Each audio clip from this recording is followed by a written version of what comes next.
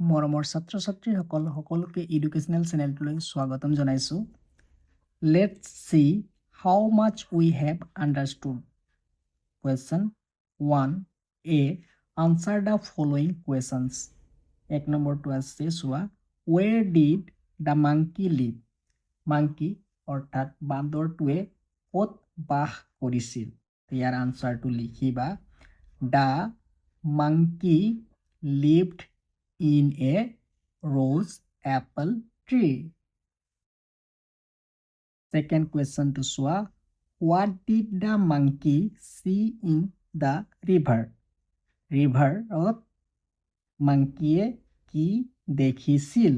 Your answer to likhiba, the monkey saw, S-A-W, saw a crocodile in the river.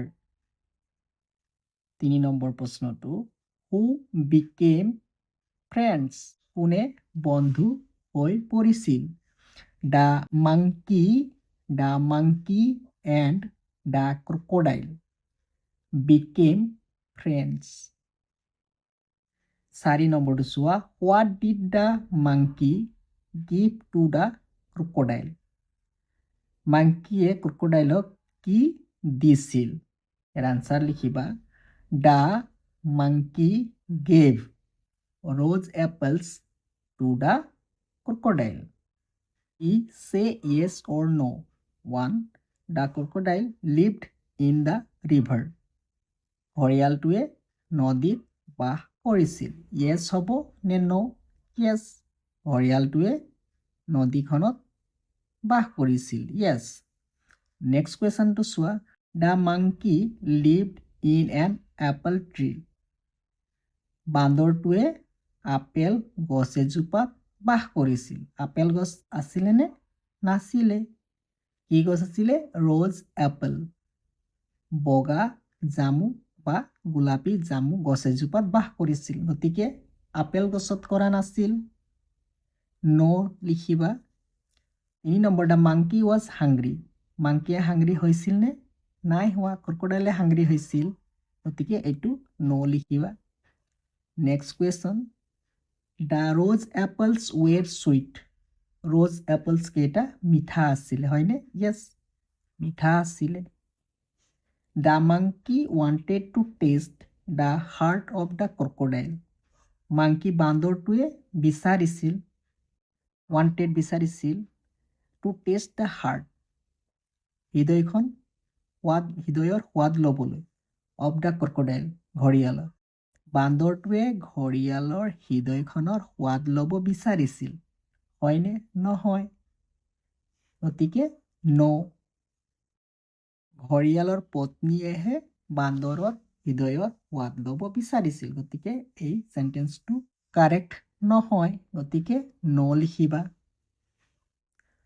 See, think and say, what would you do if you were the crocodile, the monkey's friend? যদি তুমি মাংকিজ friend crocodile হোৱাহেঁতেন তেন্তে তুমি কি কৰিলাহেঁতেন, তাৰ ওপৰত ভাবা আৰু কোৱা। তোমাক ভাবিব দিছে আৰু ক'বলৈ দিছে। 2 নম্বৰ, you have found the word sweet in the story. আমি এই ষ্টৰিটোত চুইট শব্দটো পাইছোঁ। ঠিক আছে। The word sweet is use to describe the taste of rose এপলছ।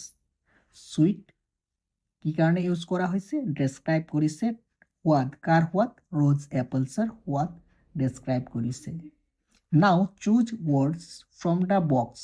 এতিয়া তোমালোকে এই বক্সৰ পৰা চুজ কৰিবা ৱৰ্ডবিলাক হুইচ ডেছক্ৰাইব টেষ্ট। কোনটো শব্দই টেষ্ট সোৱাদ ডেছক্ৰাইব কৰে। Write down the words, one is done for you. যিবিলাক ৱৰ্ডে টেষ্ট ডেছক্ৰাইব কৰে। স্পাইচি, মছলাযুক্ত টেষ্ট ডেছক্ৰাইব কৰিছে, গতিকে এয়া কৰা আছে। তাৰপিছত হট মানে গৰম, গতিকে ই টেষ্ট ডিছক্ৰাইব কৰা নাই, নহ'ব। চৌৰ মানে হৈছে টেঙা, টেষ্ট ডিছক্ৰাইব কৰিছে, গতিকে এইটো লিখিবা। বিউটিফুল নহ'ব। বিটাৰ তিতা, টেষ্ট ডিছক্ৰাইব কৰিছে, হ'ব। লাৰ্জ নহ'ব। চল্টি হ'ব, চল্টি নিমখীয়া।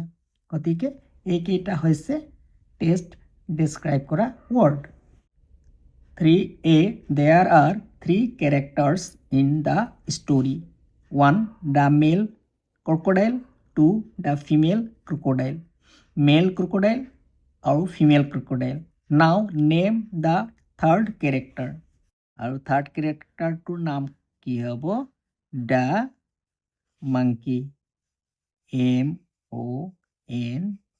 MONKEY the monkey Who is your favorite character and why?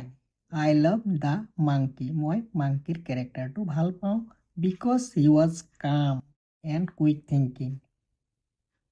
কাৰণ তেওঁ শান্ত আৰু খুব সোনকালে চিন্তা কৰিব পাৰিছিল যাৰ কাৰণে তেওঁ মৃত্যুৰ মুখৰ পৰা বাচি আহিছিল Question number 4 Match words in column A with those in column B. One is done for you. A column animals name দিয়া আছে B column where they live.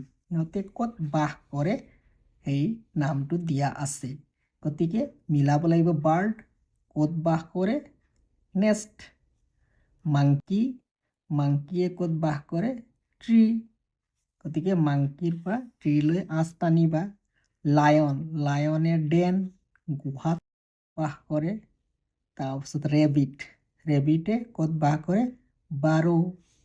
বাৰ মানে গাত বা বিলত ৰেবিটে বাস কৰে Question number 5 read the following words aloud প্ৰথম লাইনত যিকেইটা ৱৰ্ড আছে প্ৰতিটো ৱৰ্ডৰে শেষত বি আছে আৰু প্ৰতিটো ৱৰ্ডত থকা এ বি লেটাৰটোৰ উচ্চাৰণ নহয় তাৰ মানে বি সাইলেন্ট থাকে তো প্ৰথম শব্দটো কেনেকৈ উচ্চাৰণ কৰিবা ক্লাইম ক্লাইম থাম থাম কম কম ডাম ডাম ডাম মানে হৈছে বোবা কথা ক'ব নোৱাৰা কম মানে হৈছে ফণি থাম মানে বুঢ়া আঙুলি আৰু ক্লাইম মানে হৈছে বগাই যোৱা তলৰ শাৰীটোত চোৱা প্ৰতিটো শব্দৰে প্ৰথম আখৰটো কে আছে আৰু ইয়াত কেটো সাইলেন্ট কেৰ উচ্চাৰণ নহয় ইয়াৰ উচ্চাৰণ কেনেকুৱা হ'ব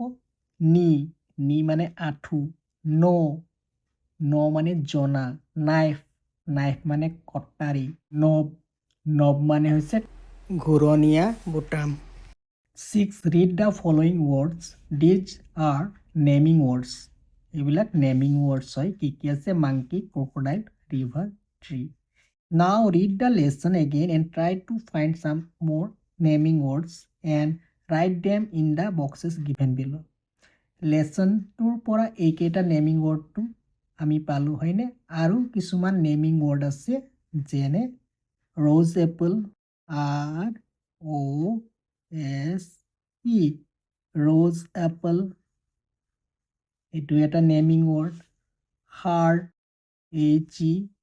HEART হাৰ্ট লিখিবা হোম ঘৰ নেমিং ৱৰ্ড হয় হোম লিখিবা তাৰপিছত friend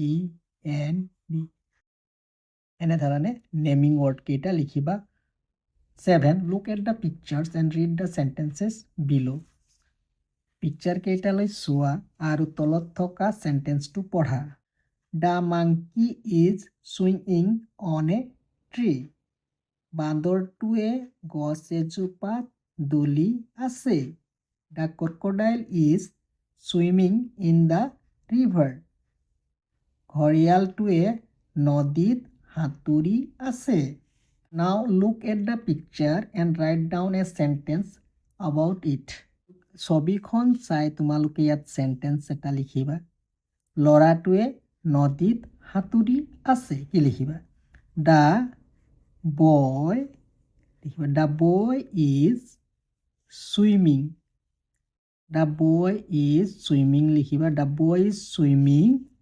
in the river the boy is swimming in the river বুলি লিখিবা Question number 8 the monkey and the crocodile were good friends monkey আৰু ক্ৰকডাইল বৰ ভাল বন্ধু আছিল। দে টক উইথ ইচ আদাৰ, ইজনে আনজনৰ লগত কথা পাতিছিল।